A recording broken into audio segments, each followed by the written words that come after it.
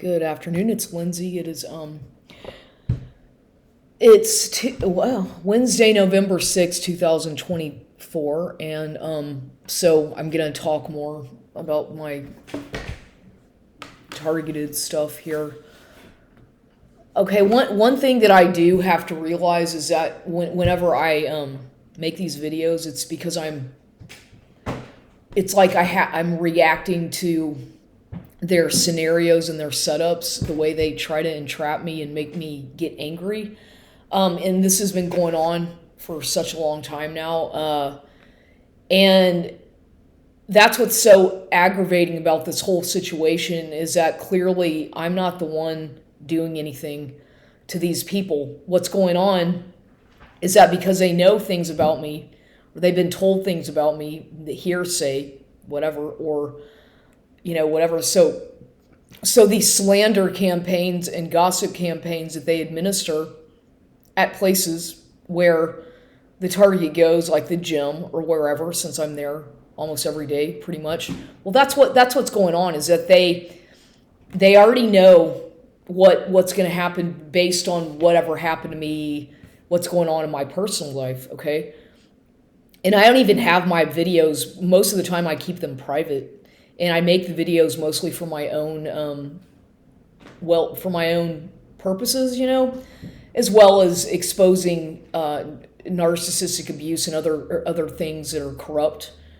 Just because that's what I do. I document, I observe, I research, and I talk about things that most people don't want to hear about or talk about. So obviously, I have a lot of people who dislike me or hate me and really don't like me, and quite frankly, I do not really care, because I feel that whatever my purpose is in life, whatever I was put here for, why I'm still alive, I don't know. Many a time I have come close to death. I've had near-death experiences. I've had bad accidents, injuries, car accidents. I've had a lot of brushes with death where I don't know exactly why I'm still here.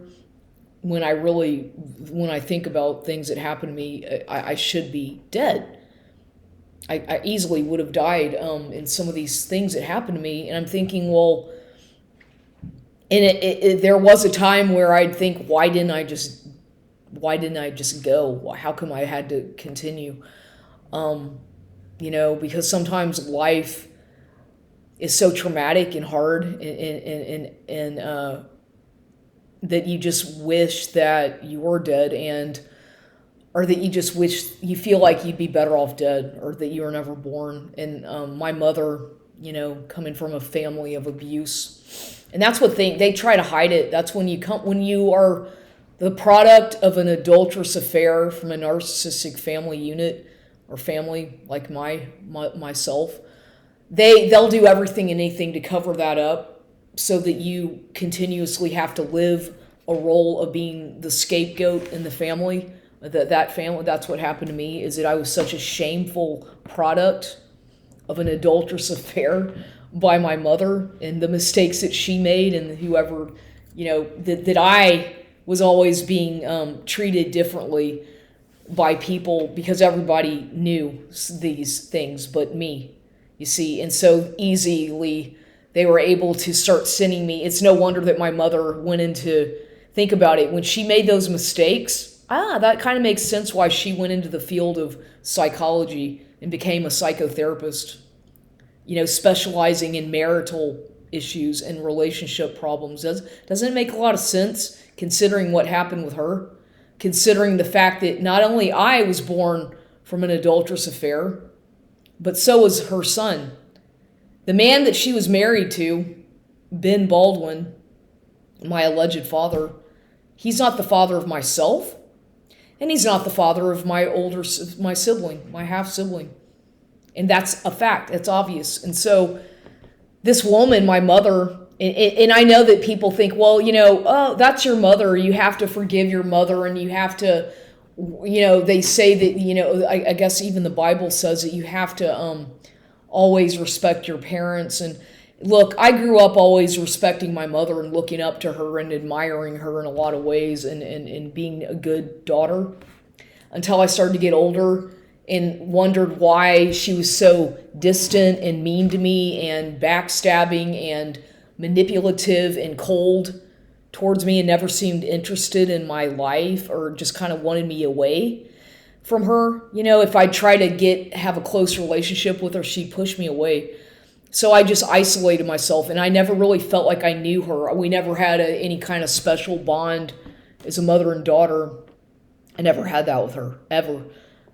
And so I always felt really rejected by her. And I think that they say that, like, when it comes to kids, scapegoated people in a family, or people who grow up with problems such as myself, like I didn't have, my problems started to manifest as I got in my 20s. It wasn't really so much, a little bit in high school it started to show up. Yeah, I guess you could say I was always just kind of an anxious kid who was shy and kind of got bullied around a lot, but I still had a personality, and I was original, and I had friends, but I wasn't like Miss Popular, and I was always kind of keeping to myself. I just kind of was reserved in that way, but I still had friends and people who admired me and respected me, and I did pretty decent in school, and I didn't have behavior problems in school at all. I didn't get into trouble. It was quite the opposite, actually. So, I was really studious. I made good grades. So I didn't have any disciplinary problems at all, whereas the sibling of mine did. He had a lot of disciplinary problems, and it started showing at a young age. He was really aggressive and a bully, and that all showed up really young. I used to remember how he used to bully me and hit me and try to beat me up and scare the living daylights out of me, and I was always terrified of him. And I never felt that I always knew, like, as a child, when you're young and you grow up with a sibling or siblings who are from different fathers or whatever, but you're not told.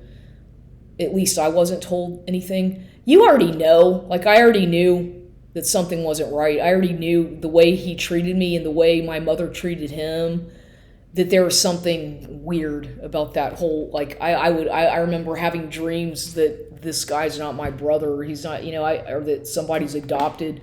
At a young age, I started having those kinds of dreams because I knew something was just off. And plus, there was no resemblance, physically speaking. So I was like, this is just, what's going on here? And as I've gotten older, the more I realize it's like, well, I certainly don't look like Ben Baldwin, the alleged father. And I do look a little like Alan. Okay, a lot more like him, who's his brother. But see, I did find out that Ben, from my own thorough investigations and research, starting in around 2005 or so, after he died, I started getting really interested in doing research more about him and finding out more about him, because I didn't know much about him ever. I never really knew him that well growing up. He was always either living out of state, or he was always busy working. I'd see him every other weekend because of the child custody law, where my mother they had joint custody, but I lived with my mother, and so I'd go spend the weekends every other weekend at his house, my dad's house, and he moved around. I remember, from various places in Houston.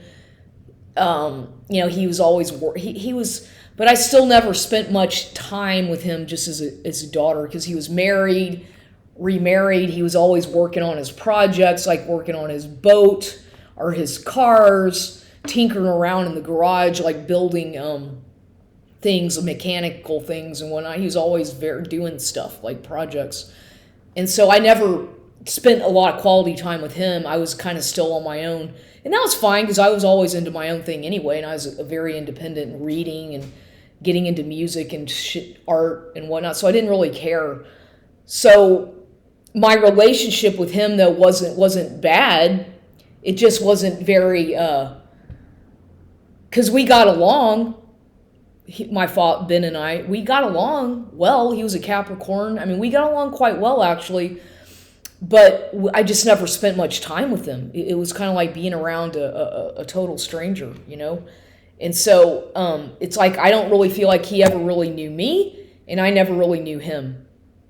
But his brother, the one who I know is my father, Alan Baldwin, his younger brother.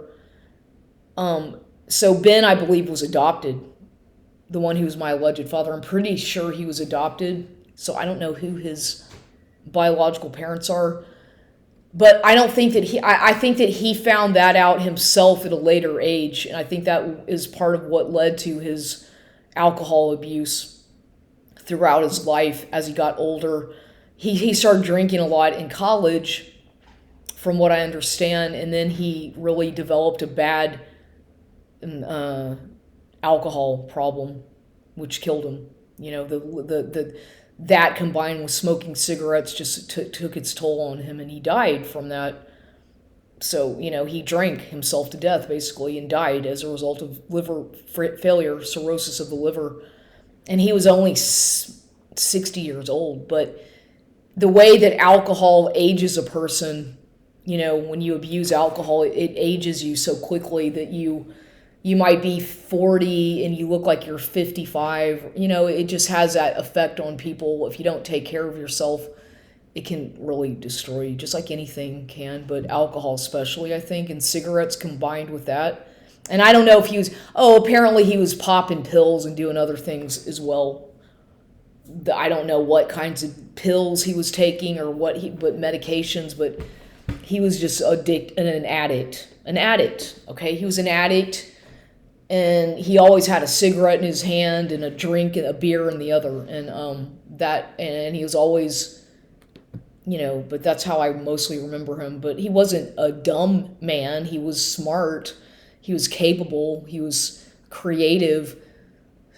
He just had problems. And I think that a lot of his insecurities and problems were probably because he was adopted, and probably because he was lied to, or maybe he found out at a later age or something. But his mother, Peaches, really kind of enabled him. Not so much enabled him, but they were really close. Like, I think more so than Alan and Peaches. Like, my dad, Ben, Peaches and Ben were really